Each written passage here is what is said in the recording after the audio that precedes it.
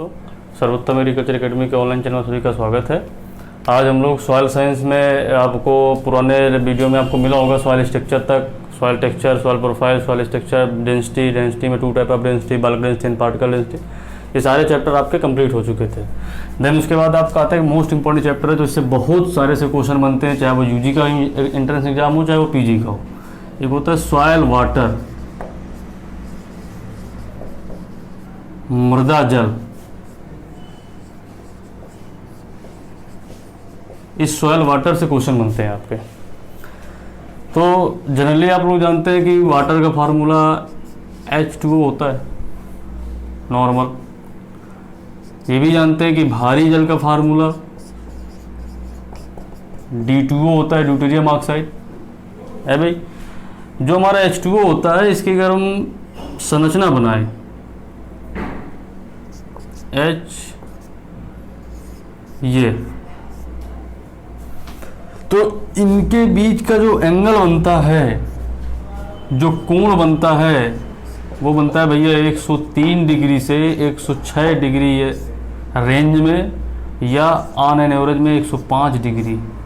ये क्वेश्चन कई बार पूछा गया है कि जल के अणुओं के बीच बनने वाले कोण कितने अंश का कोण बनता है, जल के अणुओं के बीच कितने अंश का कोण बनता है। तो 103 से 106 डिग्री अंश, ये है आपका रेंज में। अगर आपका रेंज में ऑप्शन आता है तो ये ऑप्शन सही होगा। ऑन एन एवरेज है तो आपका ये ऑप्शन सही होगा, 105 डिग्री। तो कहने का मतलब है जल के 2 एटम ऑफ हाइड्रोजन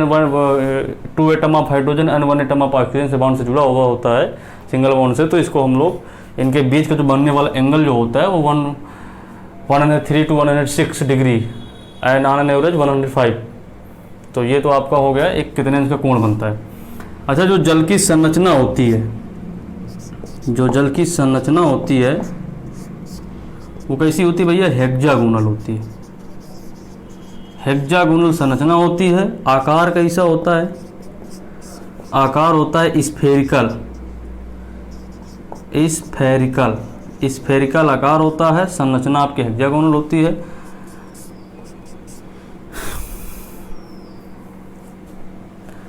और ये तो जल का मतलब एक फंडामेंटल ऊपर बाहर का बेसिक है कि क्या है। बाकी तो आपका मेन जो क्वेश्चन आते हैं तो अभी आपको बताए जाएंगे। तो जल की संरचना हेक्सागोनल, भैया याद रखिए, जल की संरचना हेक्सागोनल है, आकार स्फेरिकल है, कोण इतना बनता है, ये वाला और ये वाला, रेंज में इतना है, ऑन एन एवरेज इतना है। फार्मूला सबको पता होता है। भारी जल का भी फार्मूला पूछा जाता है, तो ये होता है भारी जल का ड्यूटेरियम ऑक्साइड।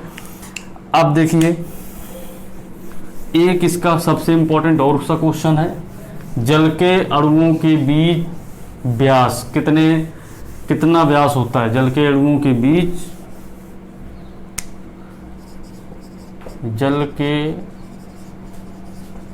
अणुओं के बीच व्यास कितना बनता है, डायमीटर कितना होता है जल के अणुओं के बीच का। तो भैया इसका होता है 2.64 एंगस्ट्रॉम। एंगस्ट्रॉम यूनिट होती है, 2.64 एंगस्ट्रॉम है। ये बहुत इंपॉर्टेंट क्वेश्चन है, कई बार पेपर में आया है कि जल के अणुओं के बीच का व्यास बताइए। तो जल के अणुओं के बीच का जो डायमीटर होता है, व्यास को डायमीटर कहते हैं, तो वो आपका 2.64 एंगस्ट्रॉम होता है। इसको भी आप बिल्कुल रट लीजिए, किसी चाहे जैसे रटिए लेकिन रट लीजिए। अब हम लोग आते हैं मेन पॉइंट में, जो हमको पढ़ना है। एक टेबल आपको दी जाएगी, वो अगर याद हो गई तो दूसरा टाइप्स ऑफ वाटर में कोई प्रॉब्लम ही नहीं होगी।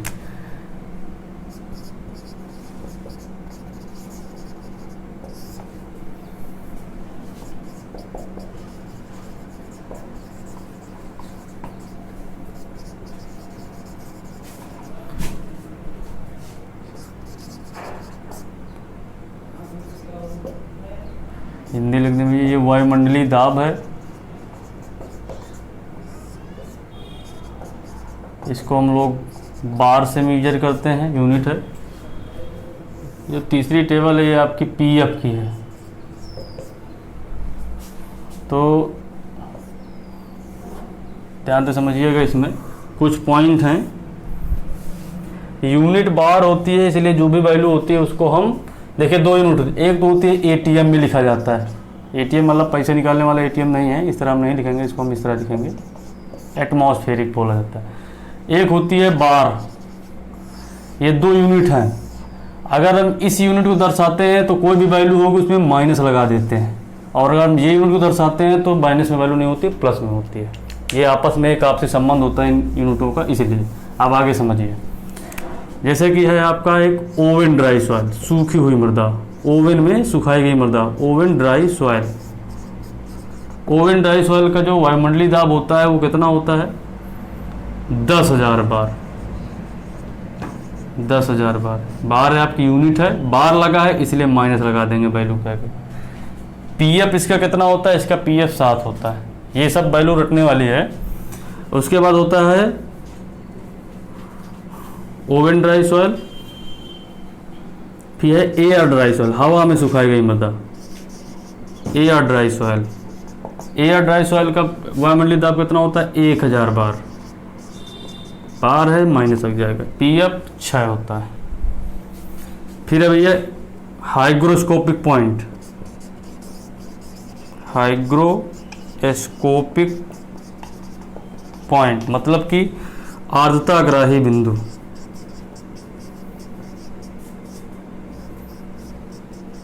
ये वीडियो चाहे पीजी वाले देखें चाहे यूजी वाले देखें, इसलिए मैंने इंग्लिश हिंदी दोनों लेके चल रहा हूँ कि आपको किसी कोई समस्या ना हो, सबको समझ में आ जाएगा। Oven dry soil, air dry soil, then hygroscopic point. Hygroscopic point means आर्द्रताग्राही बिंदु। इसका जो एटमॉस्फेरिक प्रेशर होता है वो होता है 31 बार। माइनस लग जाएगा क्योंकि यूनिट क्या है? बार है, 31 बार। इसका जो पीएफ होता है वो होता है 4.50। अब है भैया इसके बाद फील्ड कैपेसिटी, क्षेत्र क्षमता, इसको हम लोग बोलते हैं क्षेत्र क्षमता। क्षेत्र क्षमता ये होती है भैया 1/3 बार माइनस का ओ आर करके हम लिख सकते हैं 0.33 बार माइनस का। ये 0.33 कैसे आएगा? 3 का भाग 1 में देंगे तो यही आ जाएगा। तो हम 2 तरीके से इसको लिख सकते हैं, क्योंकि एग्जाम में इस तरह भी लिख के आता है तो हम लोग कन्फ्यूजन हो जाता है।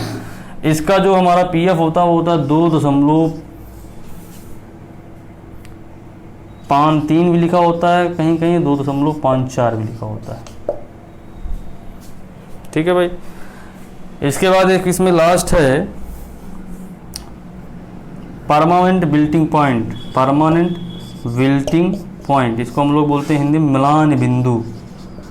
म्लान बिंदु वो कौन सी स्टेज है जहाँ पे पौधे पर बिल्कुल सूखने लगते हैं, पौधे की जो पत्तियाँ होती हैं, उस स्टेज को हम लोग म्लान बिंदु कहते हैं। PWP का फुल फॉर्म ये परमानेंट विल्टिंग पॉइंट। आप लोग समझ लीजिएगा, मैं बोले दे रहा हूँ तो आप लोग लिख भी लेंगे। परमानेंट, पी से परमानेंट, बी से विल्टिंग, पी से point. Permanent wilting point Hindi में म्लान बिंदु बोलते हैं। इसका जो बार होता है वो होता है माइनस का 15 बार। पीएफ जो होता है 4.20। ठीक है भाई। इस टेबल में आपको इतने चीज़ याद रखनी है। अगर ये टेबल आपको रट ली किसी भी प्रकार से, तो जितने भी जल के प्रकार होते हैं, चाहे वो केशकातु जल हो, चाहे गुरुत्वीय जल हो, चाहे हाइग्रोस्कोपिक वाटर हो, सारे जलों को आप 2 मिनट में ये सारे सहित याद कर डालेंगे, विद परिभाषा सहित। परिभाषा भी आपको लिखनी नहीं पड़ेगी, सब कुछ याद हो जाएगा तुरंत। ओवन ड्राई सॉइल 10,000 बार वायुमंडलीय प्रेशर होता है इसका।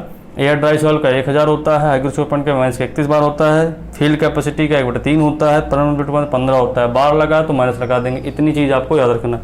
उसी प्रकार से इनका पीएफ है। ओवन ड्राई सॉइल का 7 है, एयर ड्राई सॉइल का 6 है, हाइग्रोस्कोपिक पॉइंट का 4.50 है, और फील्ड कैपेसिटी का 2.53 है, 2.54 है, और परमानेंट बिल्डिंग पॉइंट का 4.20 है। तो ये आप एक बार ऐसे याद कर सकते हैं। अब देखिए मैं मिटाता हूँ, बातें हम टाइप्स ऑफ वाटर पे। कॉलम यही बने रहेंगे, सारी चीज़ क्वेश्चन भी बताऊंगा कैसे क्वेश्चन आते हैं, क्योंकि इंपॉर्टेंट यही है। पढ़ाने के बाद जब तक आपको ये नहीं पता चले क्वेश्चन इससे कैसे पूछे गए हैं, कैसे आएंगे, तब कोई मतलब ही नहीं निकलेगा फिर आपको पढ़ने का।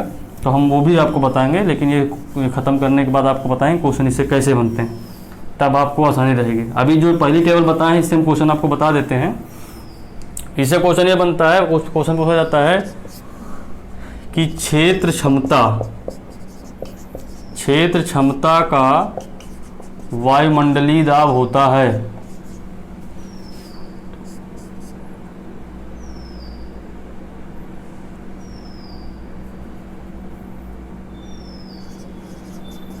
वायुमंडलीय दाब कितना होता है। नॉर्मल सा क्वेश्चन है भैया। क्वेश्चन पूछा गया क्षेत्र क्षमता का वायुमंडलीय दाब कितना होता है, ऑप्शन दे दिया गया 4, माइनस का 31 बार, नंबर 2 माइनस का 10,000 बार, नंबर 3 1/3 बार, नंबर 4 इनमें से कोई नहीं। बताइए क्या आंसर होगा आपका। आप अधिकतर मारेंगे 1/3 बार, लेकिन ये भी गलत है। क्यों गलत है?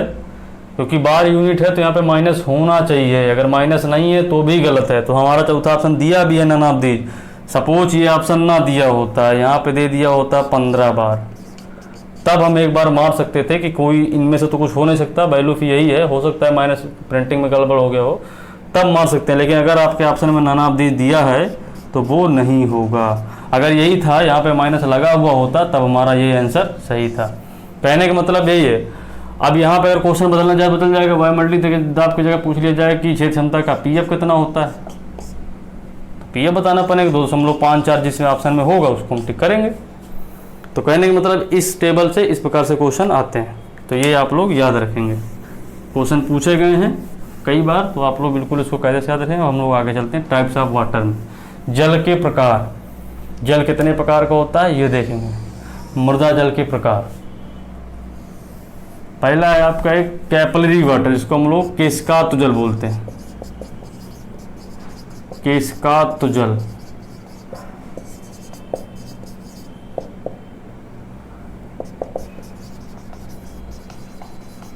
Capillary water. कैपिलरी वाटर देखिए क्या होता है भाई,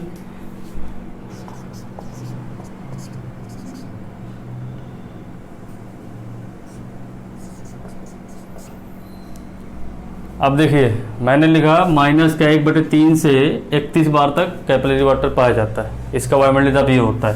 क्वेश्चन पूछा जाता है कि इसका तो जल का वायुमंडलीय दाब क्या है, तो आपका आंसर होगा माइनस का 1/3 से 31 बार, या मोर देन, या कभी कभी ऐसे भी लिखा होता है मोर देन 1/3, तो भी सही है। कहने का मतलब 1/3 से ज़्यादा तो भी सही है। अगर ऑप्शन में नहीं है, रेंज में दिया है तो ऐसे दिया होगा, नहीं तो मोर का चिन्ह लगा देगा।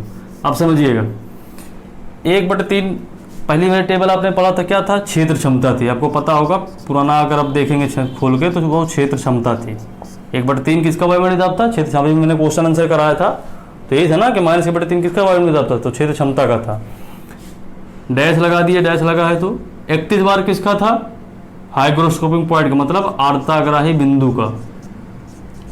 आर्द्रताग्राही पहली वाली टेबल जब तक आप देखिए खोल, अगर पहली वाली टेबल आपको नहीं है तो कोई मतलब नहीं। इसको हम लोग फील्ड कैपेसिटी बोलते हैं, इसको हम हाइग्रोस्कोपिक पॉइंट बोलते हैं, तो शॉर्टकट में भी लिख दिया। देखिए माइनस का 1/3 से 31 बार, ये आपको रटना है कि कैपिलरी वाटर का वायुमंडलीय दाब माइनस के 1/3 से 31 बार होता है। अब ये आपको पता है कि माइनस का 1/3 क्या है, तो आपको पता है क्षेत्र क्षमता है, क्योंकि क्षेत्र क्षमता का ये होता है। तोड़ लेते हैं अलग अलग करके।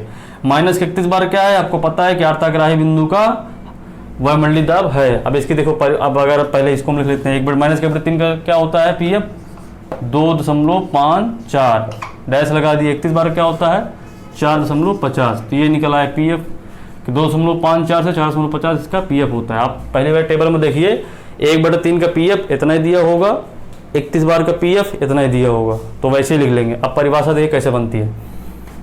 ये जो हमने लिखा है परिभाषा बनाने के लिए ही आपको समझाया गया है, आपको रटना नहीं पड़ेगा। इसलिए आपको पता है कि 1/3 क्षेत्र क्षमता होती है, 31 बार आर्द्रताग्राही बिंदु होता है, परिभाषा बन गई। परिभाषा ये बनी कि केशकात जल उसे कहते हैं ऐसा जल जो क्षेत्र क्षमता तथा आर्द्रताग्राही बिंदु के बीच में पाए जाने वाले जल को हम केशकात जल या कैपिलरी वाटर कहते हैं। नहीं समझ में आया आपको? कहने का मतलब भैया ऐसा जल जो क्षेत्र क्षमता तथा आर्द्रताग्राही बिंदु के बीच में पाए जाने वाले जल को क्या कहते हैं, केशकात जल कहते हैं।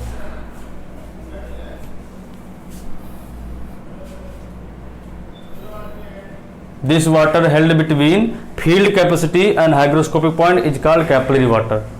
Capillary water may be defined as it held between field capacity and hygroscopic point. It's called capillary water. Capillary water का atmospheric pressure minus 1.1/3 to 31 बार। आप इसको भी ऐसे बोल सकते हैं या लिख सकते हैं। कहने का मेरा उद्देश्य ये था भाई, अब एक बार फिर समझाता हूँ। अब एक बार केवल ध्यान सुनिएगा, समझ में पूरा जाए। कैपिलरी वाटर है, आपको ये चीज़ रटनी है। -1/3 से 31 बार जो होता है, जे आपका क्या कहते हैं, एटमॉस्फेरिक प्रेशर है कैपिलरी वाटर का। It's okay. जिस प्रकार से पहली बार टेबल में आपने देखा होगा कि 1/3 माइनस का क्या होता है, किसका वायुमंडलीय दाब होता है, तो क्षेत्र क्षमता का होता है। आप देखेंगे तो आपको ये निकल के आएगा। ठीक है, डैश लगा है, डैश लगा दिया। 31 बार किसका होता है, -31 बार किसका होता है, तो आपको पता है आर्द्रताग्राही बिंदु का होता है। अब इसी प्रकार से इसका पीएफ निकाल लेंगे। -1/3 किसका पीएफ क्या होता है, 2.54 होता है। 31 बार का पीएफ क्या होता है, 450 होता है। कहने का उद्देश्य ये है कि अगर पहले वाली टेबल आपको याद हो गई तो ये आसानी से याद हो। अब इसकी परिभाषा भी पूछी जाती है पेपर में, पूछा जाता है कि फील्ड कैपेसिटी या क्षेत्र क्षमता और आर्द्रताग्राही बिंदु के बीच में पाए जाने वाले जल को क्या कहते हैं, तो हम लोग कहते हैं कैस्काद जल। ये बहुत इंपॉर्टेंट जल है, यही मेन जल है, यही पौधों के लिए, इसी को कहते हैं पौधों के लिए उपयोगी जल वाटर। पौधों के लिए उपयोगी यही जल है भैया, इसी को उपयोग कर पाते हैं पौधे। तो आप ये समझे, क्षेत्र क्षमता और आर्द्रताग्राही बिंदु के बीच में पाए जाने वाले वाटर को हम कैपिलरी वाटर कहते हैं। अगर इंग्लिश में से बोलना चाहे तो capillary water held between field capacity and hygroscopic point is called capillary water. आपका इतना समझ में आएगा। अब दूसरा हम लोग चलते हैं। दूसरा जल का नाम है हाइग्रोस्कोपिक वाटर। हाइग्रोस्कोपिक वाटर, इसी को हम लोग बोलते हैं आर्द्रताग्राही जल। आर्द्रताग्राही जल। अब इसको समझिए भाई, आर्द्रताग्राही जल क्या होता है। आर्द्रताग्राही जल कहता है 31 से -31 से 10,000 बार तक इसका वायुमंडलीय दाब होता है। अब देखिए -31 आपको पता है कि क्या है, आर्द्रताग्राही बिंदु है। किसका वो वायुमंडलीय दाब होता है, आर्द्रताग्राही बिंदु का होता है। अभी यहाँ लिखा है, देखो ना भैया, वही चीज़ है, आर्द्रताग्राही बिंदु है। ये केवल परिभाषा निकालने के लिए मैं बता रहा हूँ आपको कि परिभाषा रटनी न पड़े, इसी तरह निकाला है, सब कुछ इसी से हो जाए, चार्ट वाइज हो जाए। 10,000 बार किसका वायुमंडलीय दाब होता है, आपको पता है ओवन ड्राई सॉइल को होता है। पहले वाले चार्ट में पहला पॉइंट देखिए, आपको पता चल जाएगा, ओवन ड्राई सॉइल।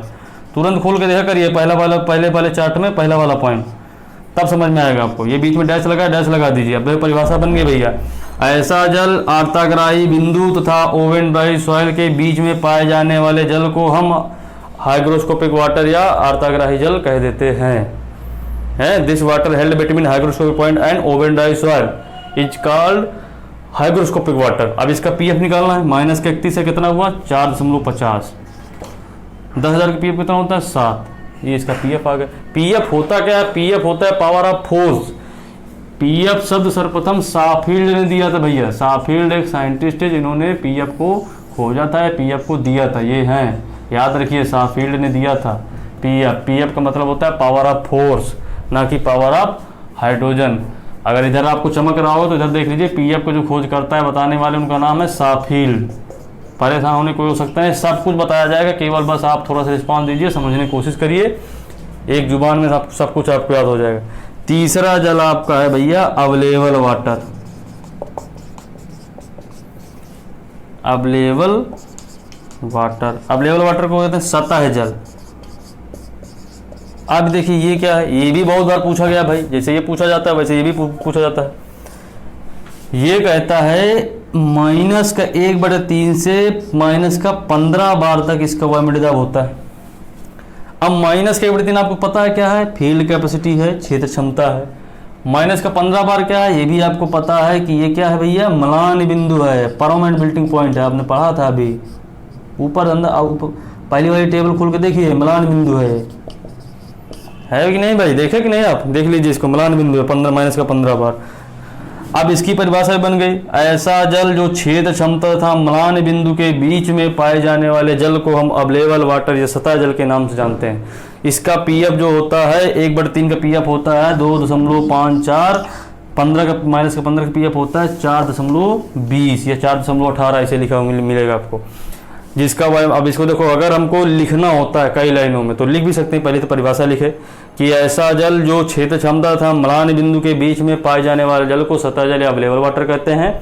दूसरा पॉइंट, इसका वायुमंडलीय दाब -1/3 से -15 बार तक होता है तथा इसका पीएफ या पावर ऑफ फोर्स पीएफ 2.54 से 4.20 पाया जाता है। इतने पॉइंट आपके बिल्कुल सॉलिड, और यही क्वेश्चन पूछे जाते हैं बस, कि किसका पीएफ क्या है, किसका वायुमंडलीय दाब क्या है, परिभाषा का भी पूछ लेता है कि ये किसको कहते हैं, बस इतनी चीज़ है। इसीलिए हम आपको परिभाषा बता रहे हैं क्योंकि पूछी जाती हैं और इसी प्रकार से पूछी जाएंगी कि छेद क्षमता अर्थाग्राही बिंदु के बीच में पाए जाने जल को क्या कहते हैं, तो बस किसका तो जल कहते हैं। अब इसके बाद लास्ट एक जल है आपका गुरुत्वीय जल। यहाँ पे मैं लिखे दे रहा हूँ मिटा के इसको, ग्रेविशनल वाटर इसको हम लोग बोलते हैं। चौथा है आपका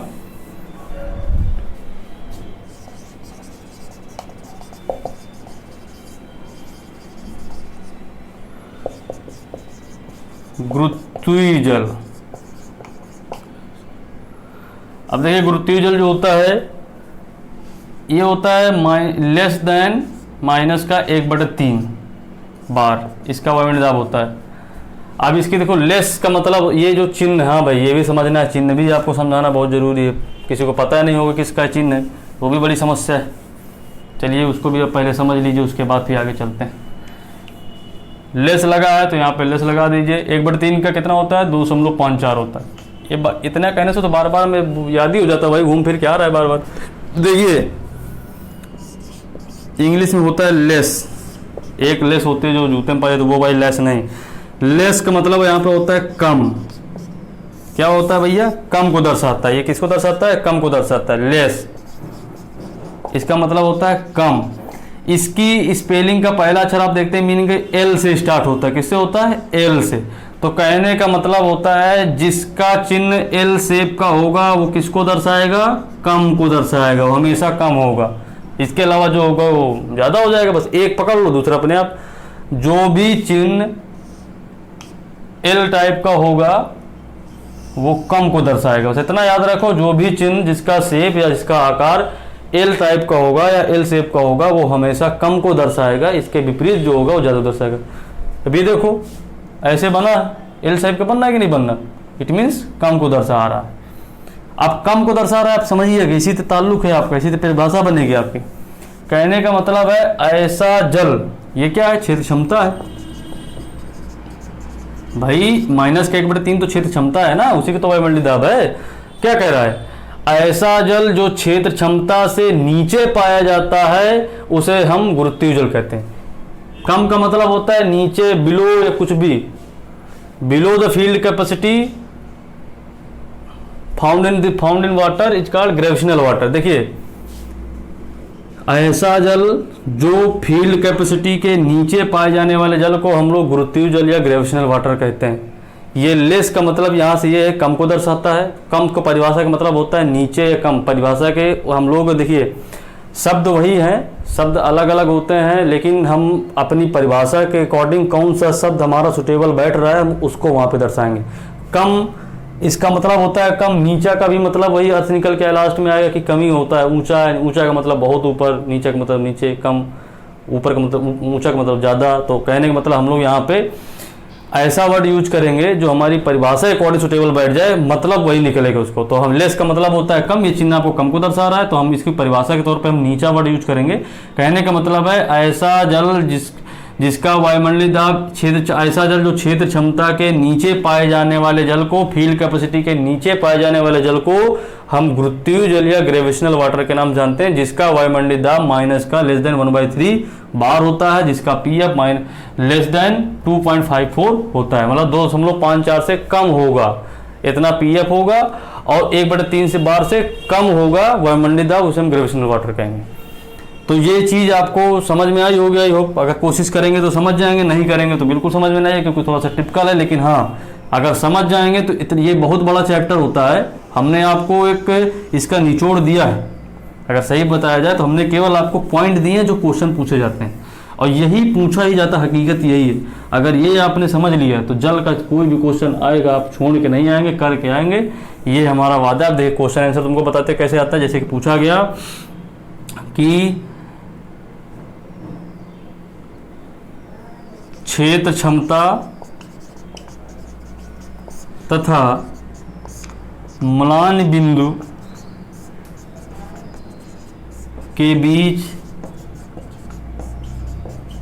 पाए जाने वाले जल को कहते हैं। पूछ लिया छेद क्षमता और मलान बिंदु के बीच में कौन सा जल पाया जाता है या पाए जाने जल को कहते हैं, क्या कहते हैं? समझिए, आपका पहला पॉइंट है छेद क्षमता तथा मलान बिंदु, दो बिंदु को उठाना है भाई, ठीक है। ऐसे लिख लो, पहले नहीं समझ में आ रहा है बिल्कुल एक तोड़ समझा रहे हैं। छेद क्षमता लिख लिया, तथा की जगह डैश लगा दो भैया, ठीक है। फिर लिख दो क्या है, मलान बिंदु, मलान बिंदु लिख दिया। अब आ जाओ अपने चार्ट में, छेद क्षमता का वायुमंडलीय दाब कितना होता है आपको पता है? 1/3 माइनस का, डैश कर लो। मलान बिंदु का पीएफ कितना होता है? माइनस का 15 बार, ठीक है भाई।